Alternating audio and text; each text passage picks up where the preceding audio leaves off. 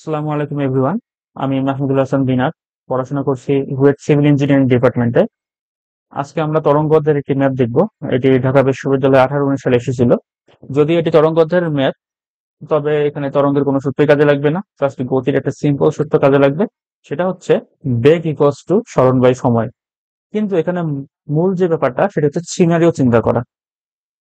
কোনো একদম সহজ ম্যাথ, এটা কোনো ডিফিকাল্টিজ নাই, বাট সিনারিও চিন্তা করাটা এখানে আমাদের মানে মুখ্য বিষয় হয়ে দাঁড়াচ্ছে। কারণ সিনারিও চিন্তা করার করতে না পারার কারণে অনেকে ম্যাথটা কিন্তু করতে পারবেন। তো কি বলছে দেখো, উৎস হতে ধ্বনিত এক শব্দ একজন ব্যক্তি শুনতে পেল 5 সেকেন্ড পরে, এবং একই শব্দ আরেকজন 6 সেকেন্ড পরে শুনতে পেল। শব্দের বেগ 300 মিটার পার সেকেন্ড।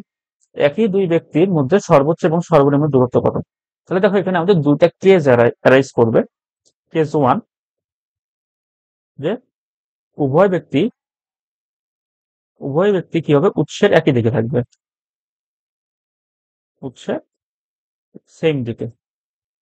তো ধরো ধরো আমার এখানে একটা সাউন্ড সোর্স আছে, একটা মাইক আকাই, এখানে একটা সাউন্ড সোর্স আছে।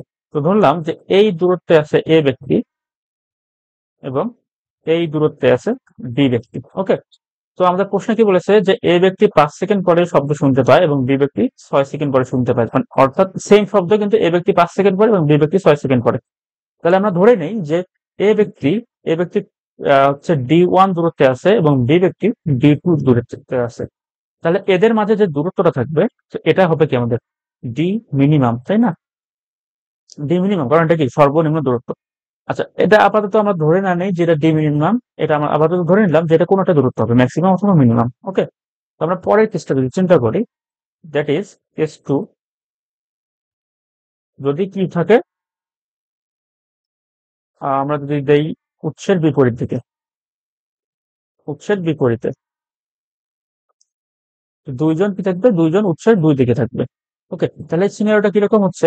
তো ধরো যে এটা হচ্ছে আমাদের সাউন্ড সোর্স, দিলাম যেটা এই দিকে যাচ্ছে, হ্যাঁ, মাইকটা উপরের দিকে যেন দুই দিকে সমান হয়ে যায়।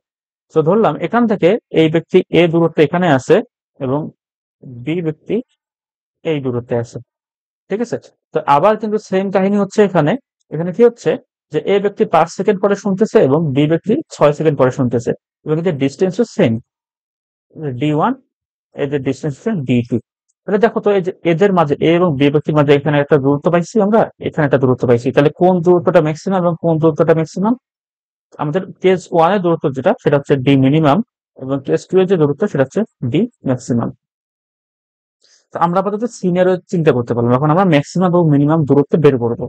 ওকে। তো সেটা আমরা এখানে করি, একদম ইজিলি করতে পারবো আমরা এখানে।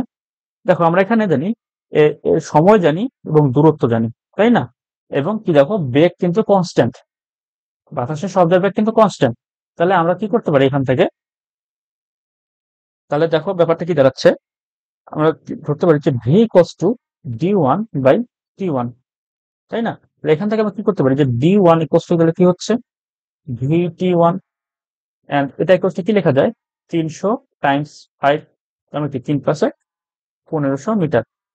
একইভাবে আমরা যদি D2 বের করতে চাই, তাহলে D2 ইকুয়ালস টু কত হচ্ছে? D2 ইকুয়ালস টু হচ্ছে 300 টাইমস 6, দ্যাট ইজ 1800 মিটার, তাই না? তাহলে এখন দেখো, ডি মিনিমাম কখন হবে, ডি ম্যাক্সিমাম কখন হবে? দেখো, ডি মিনিমাম কখন হচ্ছে, ডি মিনিমাম তখন হচ্ছে যখন আমরা D2 থেকে D1 বাদ দিচ্ছি। আর ডি ম্যাক্সিমাম আমরা কখন পাচ্ছি, দেখো ডি ম্যাক্সিমাম যখন আমরা D1 এবং D2 যোগ করে দিচ্ছি। তাহলে আমরা ডি মিনিমাম তখন পাবো যখন আমরা কি করব, D2 মাইনাস D1 করবো, দ্যাট ইজ 1800 মাইনাস 1500, মানে হচ্ছে 300 মিটার। এন্ড অপশনে আমাদের মনে হয় কিলোমিটারে দেওয়া আছে, তো আমরা 300 মিটারকে হচ্ছে কিলোমিটারে নিয়ে যাবো, 0.3 কিলোমিটার। এবং একইভাবে ডি ম্যাক্সিমাম যদি আমরা বের করি, ডি ম্যাক্সিমাম কত হবে, D1 + D2, মানে কত হচ্ছে, আমরা তো D1 D2 বের করে রেখেছি, 1800 প্লাস 1500, তাহলে কত হচ্ছে, 15 18 3300 মিটার বা 3.3 কিলোমিটার। তাহলে আমাদের ম্যাক্সিমাম দূরত্ব হচ্ছে 3.3 কিলোমিটার এবং মিনিমাম দূরত্ব হচ্ছে 0.3 কিলোমিটার। তাহলে উত্তর হচ্ছে দেখো ডি।